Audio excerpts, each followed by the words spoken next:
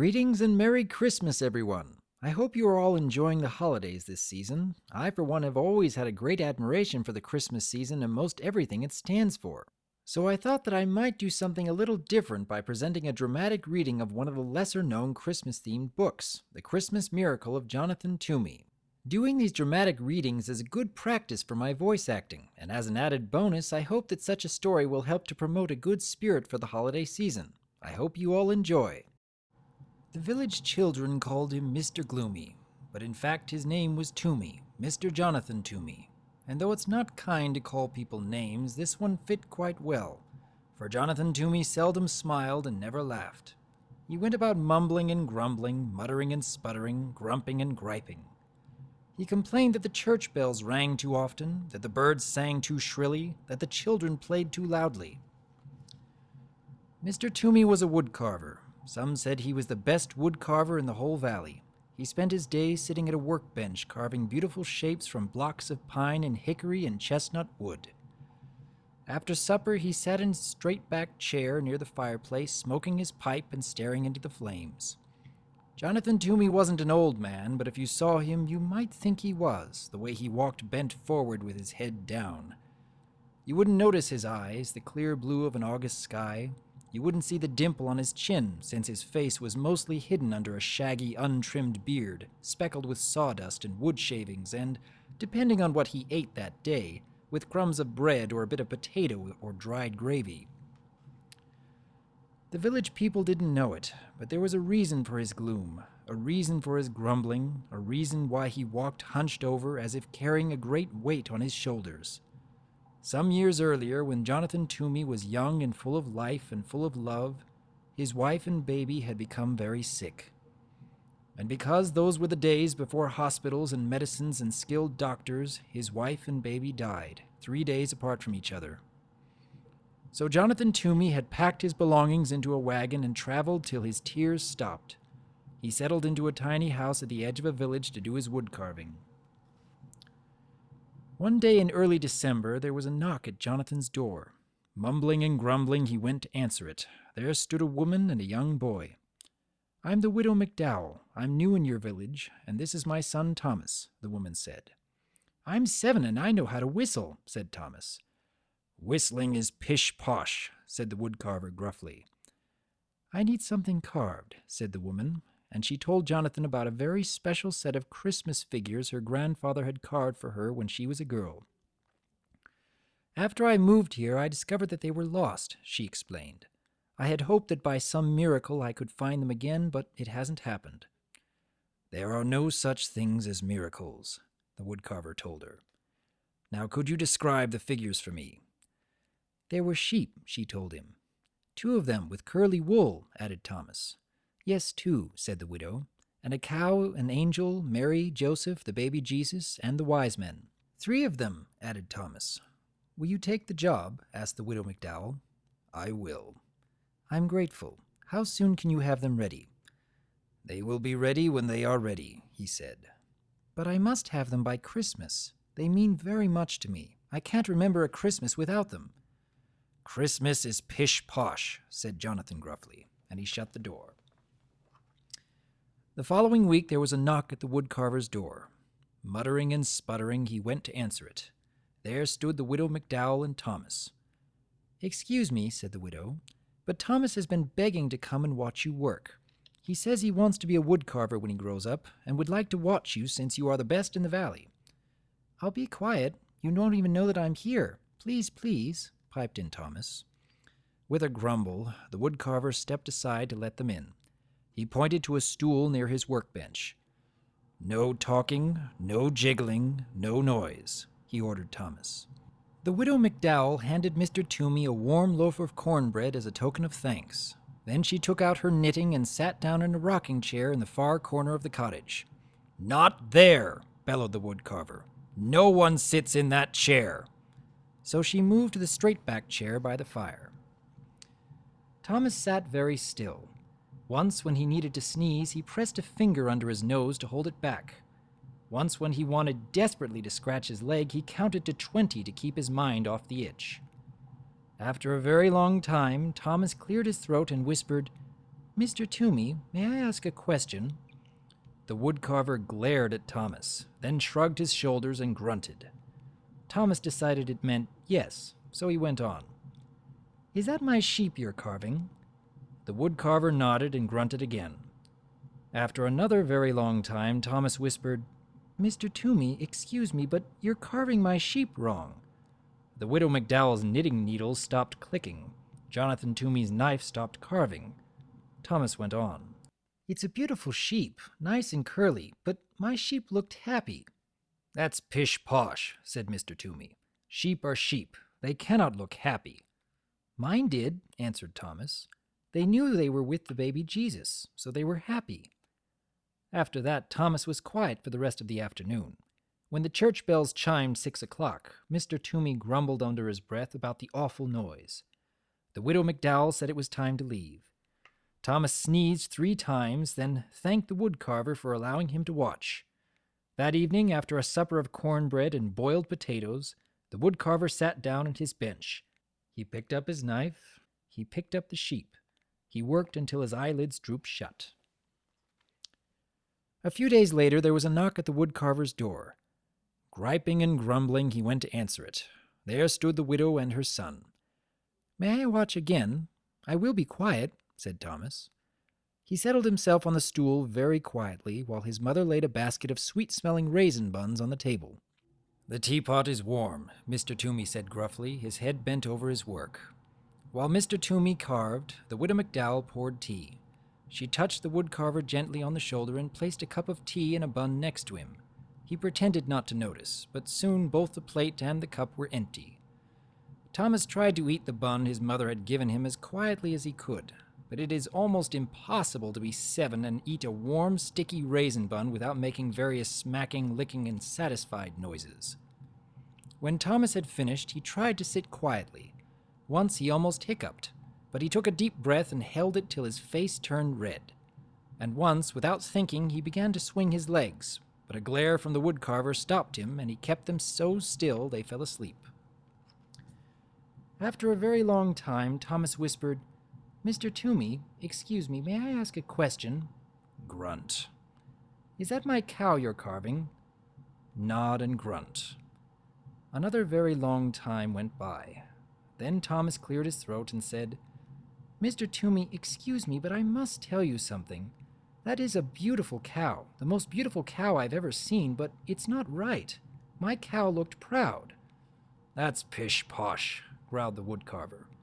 Cows are cows. They cannot look proud. My cow did. It knew that Jesus chose to be born in its barn, so it was proud. Thomas was quiet for the rest of the afternoon. The only sounds that could be heard were the scraping of the carving knife, the humming of the widow McDowell, and the click-click of her knitting needles. When the church bells chimed 6 o'clock, Mr. Toomey muttered under his breath about the noise. The widow McDowell said it was time to leave. Thomas shook first one leg, then the other. He thanked the woodcarver for allowing him to watch. That evening, after a supper of boiled potatoes and raisin buns, the woodcarver sat down at his bench. He picked up his carving knife, he picked up the cow, he worked until his eyelids drooped shut. A few days later, there was a knock at the woodcarver's door. He smoothed down his hair as he went to answer it. At the door were the widow and her son. May I watch again? Asked Thomas. As Mrs. McDowell warmed the tea and put a plate of fresh molasses cookies on the workbench, Thomas watched the woodcarver work on the figure of an angel. After a very long time, Thomas spoke.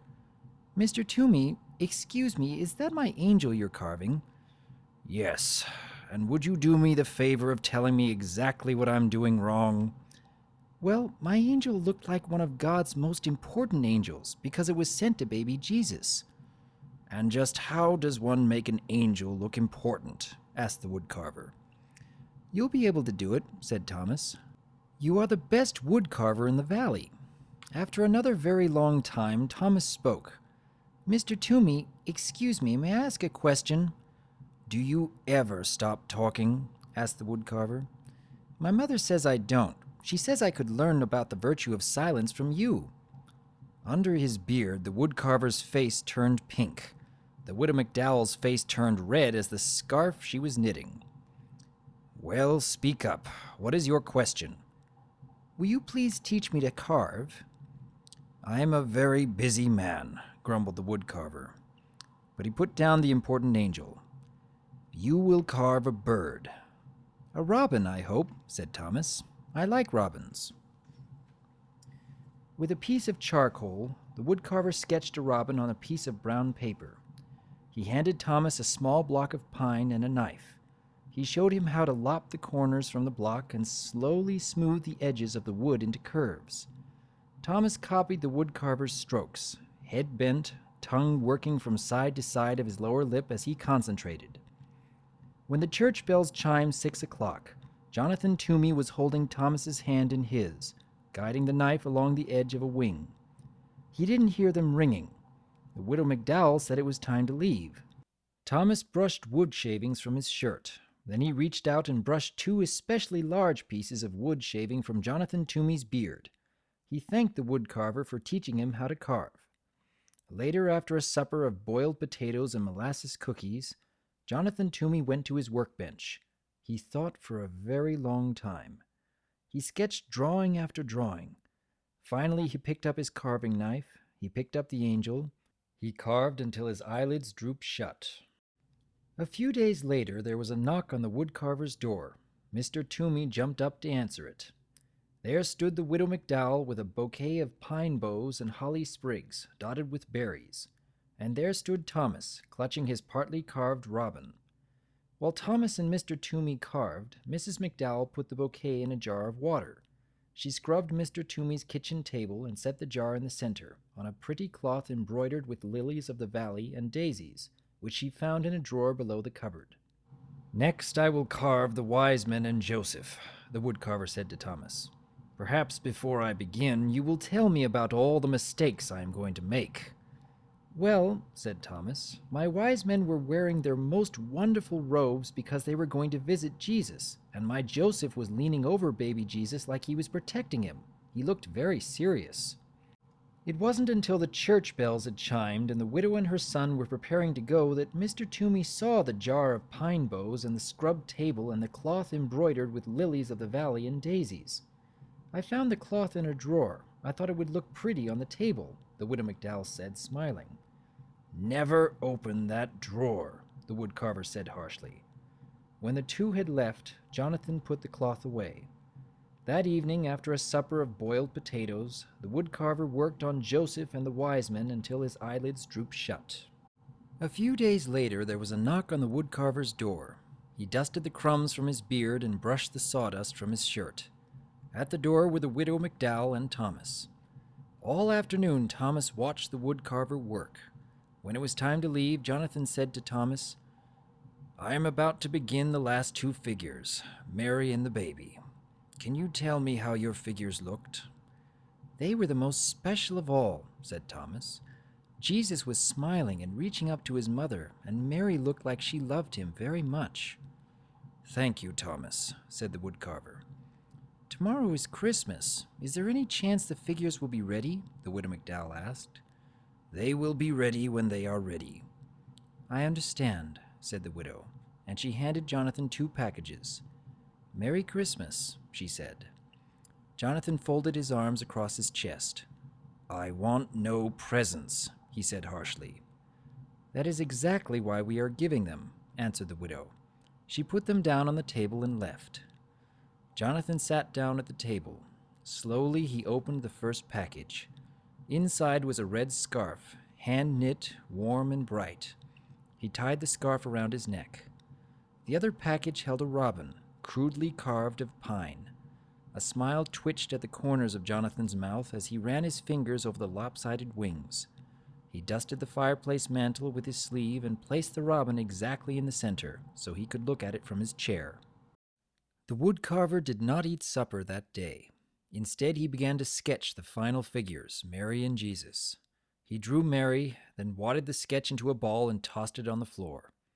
He drew the baby, wadded the sketch into a ball and tossed it with the first. He sketched again. Once more he crumpled the paper. Soon there was a small mountain of crumpled papers at his feet.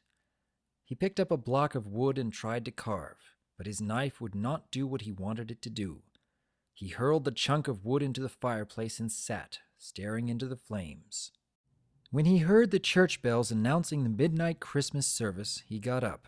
Slowly he opened the drawer beneath the cupboard, the drawer he had told the widow never to open. From it he took the cloth embroidered with lilies of the valley and daisies. He took out a rough woolen shawl and a lace handkerchief. He took out a tiny white baby blanket and a little pair of blue socks. He placed each piece gently on the floor. From the bottom of the drawer he lifted out a picture frame, beautifully carved of deep brown chestnut wood. In the frame was a charcoal sketch of a woman sitting in a rocking chair holding a baby. The baby's arms were reaching up, touching the woman's face. The woman was looking down at the baby, smiling. Jonathan sat down in his rocking chair and held the picture against his chest. He rocked slowly, his eyes closed. 2 tears trailed into his beard. When he finally took the picture to his workbench and began to carve, his fingers worked quickly and surely. He carved all through the night. The next day there was a knock on the widow McDowell's door. When she opened it, there stood the woodcarver, his neck wrapped in a red scarf, holding a wooden box stuffed with straw. "Mr. Toomey," said the widow, "what a surprise! Merry Christmas!" "The figures are ready," he said as he stepped inside. From the box, Jonathan unpacked 2 curly sheep, happy sheep because they were with Jesus. He unpacked a proud cow and an angel, a very important angel with mighty wings stretching from its shoulders right down to the hem of its gown. He unpacked 3 wise men, wearing their most wonderful robes edged with fur and falling in rich folds. He unpacked a serious and caring Joseph. He unpacked Mary, wearing a rough woolen shawl, looking down, loving her precious baby son. Jesus was smiling and reaching up to touch his mother's face. That day, Jonathan went to the Christmas service with the widow McDowell and Thomas. And that day in the churchyard, the village children saw Jonathan throw back his head, showing his eyes as clear as an August sky, and laugh. No one ever called him Mr. Gloomy again.